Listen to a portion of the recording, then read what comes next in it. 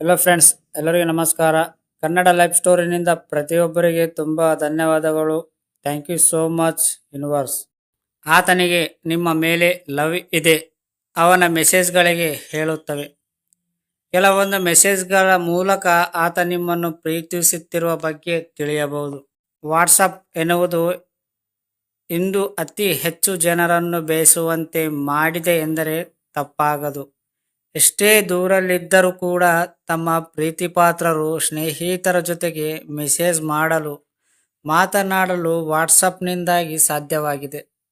ಅದೇ ರೀತಿಯಲ್ಲಿ ಪ್ರೇಮಿಗಳಿಗೆ ಇದು ಸಂದೇಶ ರವಾನಿಸುವಂತಹ ಪರಿವಳನೆನ್ನಬಹುದು. ಕೆಲವೇ ಸೆಕೆಂಡುಗಳಲ್ಲಿ ನಿಮ್ಮ ಭಾವನೆಗಳನ್ನು ಅದು ಇನ್ನೊಬ್ಬರಿಗೆ ಕಳುಹಿಸುವುದು. ಆದರೆ ವಾಟ್ಸಪ್ನಲ್ಲಿ ಮಾತ್ರ ಪ್ರೀತಿಯ ಮಾತುಗಳನ್ನು ಆಡುತ್ತಲಿದ್ದರೆ ಆಗ ಅದನ್ನು ನೀವು ನಂಬುವುದು ಹೇಗೆ ಎನ್ನುವ ಗೊಂದಲವು ಬರುವುದು.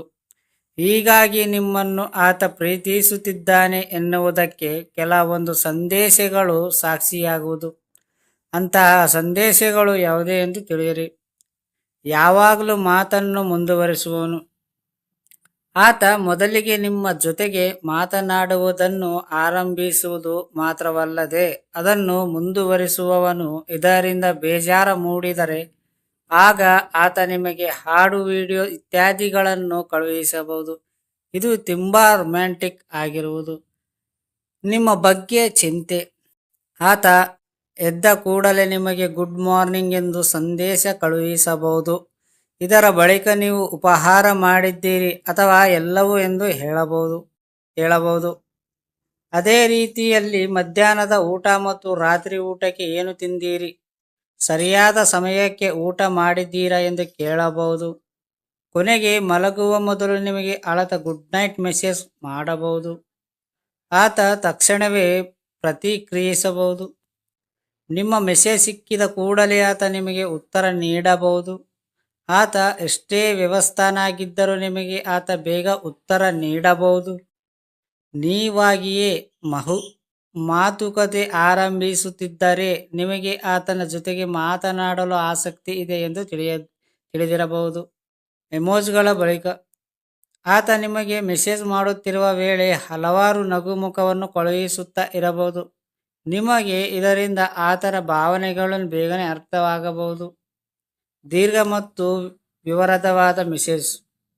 ಆತ ನಿಮ್ಮನ್ನು ಇಷ್ಟಪಡುತ್ತಿದ್ದರೆ ಆಗ ಆತ ನಿಮಗೆ ತುಂಬಾ ದೀರ್ಘ ಮತ್ತು ವಿವರದ ಮೆಸೇಜ್ ಅನ್ನು ಕಳುಹಿಸಿದ್ದನು. ನಿಮಗೆ ಕೇವಲ ಒಂದು ಅಕ್ಷರದ ಉತ್ತರವನ್ನು ಆತ ಕಳುಹಿಸುವುದಿಲ್ಲ.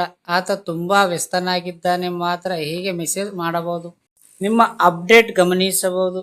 ನೀವು ಸ್ಟೇಟಸ್ ಅಥವಾ ಪ್ರೊಫೈಲ್ ಫೋಟೋವನ್ನು ಅಪ್ಡೇಟ್ ಮಾಡಿದಾಗ ಆತ ಖಂಡಿತವಾಗಿಯೂ ಅದನ್ನು ನೋಡಿ ಕಾಮೆಂಟ್ ಮಾಡಬಹುದು ಮತ್ತು ನೀವು ತುಂಬಾ ಸುಂದರವಾಗಿ ಕಾಣುತ್ತಿದ್ದೀರಿ ಎಂದು ಹೇಳಬಹುದು. ನಿಮ್ಮ ಪ್ರತಿಯೊಂದು ಅಪ್ಡೇಟ್ ಅನ್ನು ಆತ ನೋಡಬಹುದು. ತಡರಾತ್ರಿಯೂ ಮೆಸೇಜ್ ಮಾಡಬಹುದು. ನಿಮ್ಮ ಬಗ್ಗೆ ತಿಳಿದಿದ್ದರೂ ಆತ ನಿಮ್ಮ ದಿನ ಹೇಗಿತ್ತು ಮತ್ತು ಕೆಲಸ ಹೇಗೆ ನಡೆಯುತ್ತಿದೆ ಎಂದು ಕೇಳಿ ಮೆಸೇಜ್ ಮಾಡಬಹುದು. ಕೆಲವೊಮ್ಮೆ ತಡರಾತ್ರಿ ಆತ ಮೆಸೇಜ್ ಮಾಡಬಹುದು. ಫ್ರೆಂಡ್ಸ್, ಅರ್ಥ ಆಯ್ತಾ ನಿಮಗೆ ಸ್ಟೋರಿ? ಯಾವುದೇ ರೀತಿಯಲ್ಲಿ ಎಲ್ಲದಕ್ಕೂ ಮುಂದೆ ಇಷ್ಟ ಬೇಕು. ಇಷ್ಟ ಇದ್ದರೆ ಎಲ್ಲನೂ ಫಸ್ಟ್ ಬರುತ್ತೆ. ಅದರಲ್ಲೂ ಮನಸ್ಸಿದ್ದರೆ ಅತಿ ಹೆಚ್ಚು ಬೇಗ ರಿಪ್ಲೈ ಬರುತ್ತೆ. ಮನಸ್ಸಿಲ್ಲ ಅಂತಂದರೆ ನೋಡ್ಲಾರ್ದಂಗೆ ಇರುತ್ತಾರೆ ಕೆಲವೊಬ್ಬರು. ಅದಕ್ಕೆ ನಾವೇ ತಿಳ್ಕೊಂಡು ಸ್ವಲ್ಪ ಒಂದೆರಡು ಮೆಸೇಜ್ ಹಾಕಿ ಅದನ್ನು ರಿಪ್ಲೈ ಬಂದರೆ ಓಕೆ ಮಾಡಬೇಕು. ಇಲ್ಲ ಅಂತಂದರೆ ನೀನು ಮೆಸೇಜ್ ಮಾಡೋಕ್ಕೆ ಹೋಗಬಾರ್ದು. ಅರ್ಥ ಆಯ್ತಾ ಫ್ರೆಂಡ್ಸ್? ಈ ಸ್ಟೋರಿ ಕೇಳಿದ ಪ್ರತಿಯೊಬ್ಬರಿಗೆ ತುಂಬ ಧನ್ಯವಾದಗಳು. Thank you so much universe.